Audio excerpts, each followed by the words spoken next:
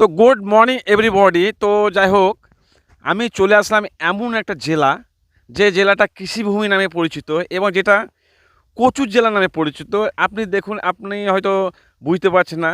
আপনি একবার পিছন দিকে এবং ব্যাক সাইডে এবং ফ্রন্ট সাইডে দেখলে বুঝতে পারবেন চারিদিকে কচু এবং আখের জন্য বিখ্যাত।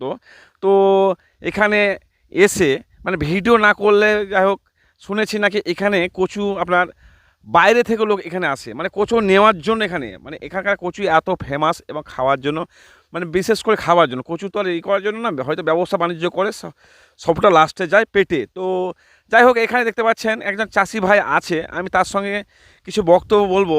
তো আমি এসেছি, শুনেছি তার কচুটা খুব নামকরা কচু এবং খুব মানে ফেমাস তাকে বলে। তো তার সঙ্গে কথা বলবো এবং কীরকম লাভ হয়, কচু লাগালে কীরকম লাভ হয়, আর কচুতে কীরকম মানে বাকি যেসব সবজি আছে, যেমন ধরেন আলু, শাক, শশা, এই সব সবজির সঙ্গে এর ডিফারেন্স কীরকম এবং দাম প্রফিট কীরকম সেরকমই জানবো। তো পরবর্তী আপনাদের সঙ্গে দেখা হচ্ছে। তো যাই হোক, অনেক কষ্ট করে সেই চাষি ভাইকে, বিখ্যাত ফেমাস চাষি ভাইকে পেয়ে গেছি। তো তার সঙ্গে কথা বলবো। দাদা নমস্কার। হ্যাঁ, নমস্কার দাদা। তো বলছি, আপনার কচু শুনেছি নাকি একটু ফেমাস হয়ে গেছে। ফেমাস ও তো প্রচুর, কি বলবো আর আপনাকে। কচু দেখেন, গাছ দেখেন, আপনার কচু কেন ফেমাস হবো না? গাছটা দেখলেন।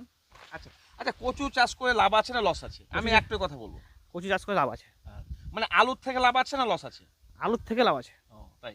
মানে আলুতে যেমন, আলুতে হয় কি রকম, আলু ভালো হয়, গাছ হয়, লাস্টে যখন মেঘ মেঘ করে তখন ধসা লেগে যায়। তাই এইটা এক্ষেত্রে কি এই প্রবলেমটা আছে? না না, আলু কে জানেন, আবহাওয়া আবহাওয়া ধরেন আলু যখন লাগায় তখন ঠান্ডা, কোনো সময় হয় কুয়াশা হয়, ওই জন্য আলু আবহাওয়াটা ওই কম বেশি হয়, মানে ফলনটা কম হয়। মানে আলুতে দেখেছেন অনেক সময় খুব ভালো গাছ হয়, গাছ হওয়ার পরে লাস্টে প্রবলেম হয়, এই প্রবলেমটা আপনার হবে না? না, এই কচুতে হবে না। আচ্ছা, কচুতে মোটামুটি কিরকম প্রফিট আছে? কচুতে প্রফিট আপনার ধরেন এই গাছ যেমনি ধরেন হবে, তেমনি মানে আপনার গুঁয়াতে যে এই কচুটা ধরবে। আচ্ছা, মোটামুটি ধরেন কেউ যদি 1 কাঠা বা 10 কাঠা কচু লাগে, কিরকম লাভবান হতে পারে? প্রচুর ধরেন রেট হিসাবে লাভ হবে। আপনার ধরেন যদি 40 টাকা কিলো কি 50 টাকা কিলো হয়, সেই হিসাবে ধরেন লাভ হবে। মানে আপনি একটা কথা বলতে পারেন, আলুর থেকে কচুর দাম আছে? অনেক দাম। আচ্ছা, মানে এইটাই হচ্ছে প্রফিট, যে হুম, মানে আলুর তুলনায় কচু বেশি হবে এবং দামটাও বেশি হবে। আর কচুর ওজনটাও বেশি। ও, মানে কচুর ওজনও বেশি পাবে এবং দামটাও ঠিকঠাক হবে। দামটা ঠিকঠাক হবে। ও, তো অসংখ্য ধন্যবাদ চাষি ভাইকে। তো যাই হোক, কচু জেলায় এসেছি, একটা ভিডিও করলাম, যেহেতু কৃষিভূমিতে এসেছি, তা না এসে থাকতে পারলাম, তাও অসংখ্য ধন্যবাদ আপনার মূল্যবান বক্তব্য দেওয়ার জন্য। নমস্কার। আচ্ছা আচ্ছা আচ্ছা।